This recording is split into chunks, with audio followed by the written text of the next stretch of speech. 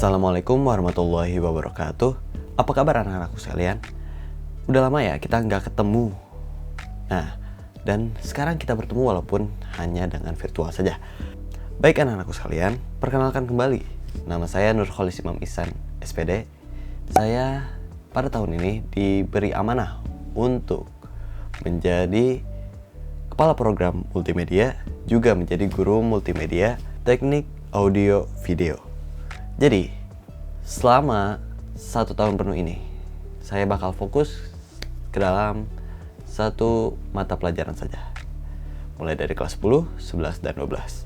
Baik, anak-anakku sekalian, untuk anak yang kelas 12, kita bakal belajar banyak. Intinya, sekarang saya bakal jelaskan rencana pembelajaran yang bakal kita lewati nanti. Oke, kalau begitu silahkan perhatikan video berikut. Kita bakal bertemu kembali tentang 3 tahap produksi. Nah, 3 tahap produksi ini meliputi praproduksi, produksi, juga bagian editing, dan pasca produksi. Ketiga tahapan tersebut itu kalian harus bisa masing-masing ya.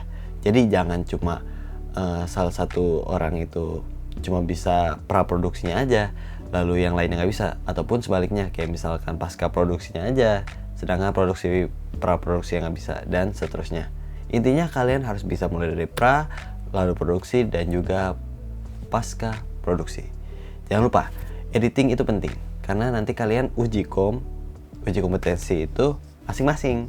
Jadi kalian harus bisa ngedit masing-masing juga. Oke, lanjut. Rencana pembelajaran dalam 1 tahun ini, yang pertama itu adalah menganalisis proses perbaikan kualitas data audio. Nah, kita udah tahu nih cara pengambilan audio yang benar seperti apa. Bahkan di kelas 10 pun kalian sudah merasakan hal tersebut. Tapi bagaimana cara kita untuk memperbaiki data dalam bentuk audio? Jadi diantaranya seperti noise reduction, lalu permainan audio gain, lalu reverb, dan efek-efek lainnya yang menunjang perbaikan audio. Yang kedua, menganalisis pengolahan teks untuk dipadukan dengan video. Banyak hal yang kita temui dalam sebuah video, diantaranya itu adalah teks ya, termasuk hal-hal kecil seperti title, jadi judul di awal, lalu credit title, jadi teks-teks di akhir video, lalu ada subtitle, caption, dan sebagainya. Itu harus kita pelajari. Yang ketiga, itu adalah menerapkan pengelolaan efek khusus dengan menggunakan fitur-fitur perangkat lunak efek khusus. Jadi kita dalam pembuatan video, editing video, itu menggunakan paling standar itu adalah Adobe Premiere dan juga After Effects. Nah, After Effects kita pakai untuk membuat efek-efek visual seperti efek-efek angin, petir, dan sebagainya.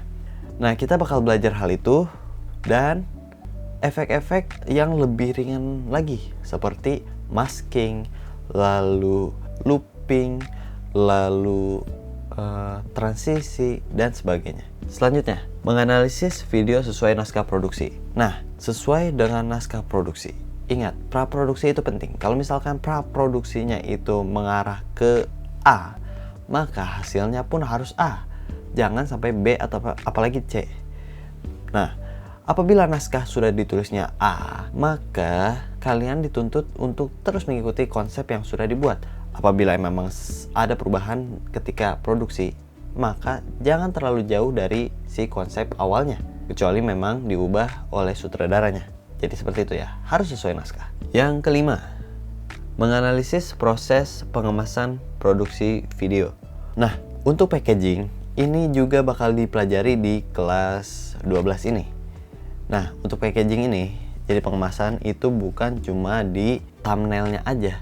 Jadi kita bakal belajar cara membuat thumbnail, cara membuat poster, membuat banner, membuat hardcover, casing, cover, hardcase, dan yang lainnya. Intinya, ini pun masih ada hubungan dengan uji kom. Jadi, jangan skip pembelajaran yang satu ini. Nomor 6, mengevaluasi proses produksi video pendek. Nah, kita pernah melakukan perekaman video pendek. Nah, kita juga seharusnya setiap ada produksi itu ada evaluasi. Ada kesalahan, ada kekurangan, kita catat. kita analisis, kita simpan. Jadi ketika nanti ada produksi kembali, kalian sudah tahu apa kekurangannya. Jangan sampai ada kekurangan yang terulang kembali. Jadi intinya evaluasi itu sangatlah penting. Segala produksi itu butuh evaluasi agar kita terus berkembang dan juga menjadi lebih baik lagi. Jadi ke-6 materi ini bakal kita bahas 1 tahun penuh. Lalu kita sedikit mengulang materi-materi yang sudah pernah kita temui di kelas 10 dan juga kelas 11. Intinya jangan sampai skip pembelajaran saya. Untuk kontrak pembelajaran, tolong diperhatikan kembali. Tidak hadir tanpa alasan yang jelas, itu akan berpengaruh terhadap absensi. Dan absensi akan berpengaruh terhadap nilai. Kalian tidak boleh absen tanpa ada alasan yang jelas. Jadi harus ada alasan yang jelas. Kalau misalkan sakit harus jelas, apapun itu harus jelas. Paham ya? Untuk penugasan yang kurang, apapun itu, mulai dari penugasan harian, semester, ataupun yang lainnya. Intinya, ketika ada tugas yang kurang, maka saya anggap kalian itu tidak lulus. Tidak lulus. Ingat ya, tidak lulus. Jadi kalau misalkan emang ada hutang tugas, maka kalian tidak bisa saya anggap ataupun kami anggap itu lulus. Jadi, jangan coba main-main dengan penugasan. Ketika ada tugas, kerjakan. Ada tugas, kerjakan. Jangan sampai nggak dikerjakan, karena itu berhubungan dengan kelulusan kalian. Jadi, kurang lebih seperti itu ya. Apabila ada yang ingin dipertanyakan, silahkan tanyakan kepada saya langsung. Kalian bisa temui saya di kontak di sini. Ada WA, email, IG, nggak penting kan? Jadi intinya setiap ada pertanyaan silahkan tanyakan saja kepada saya. Kurang lebih mohon maaf. Saya akhiri. Wassalamualaikum warahmatullahi wabarakatuh.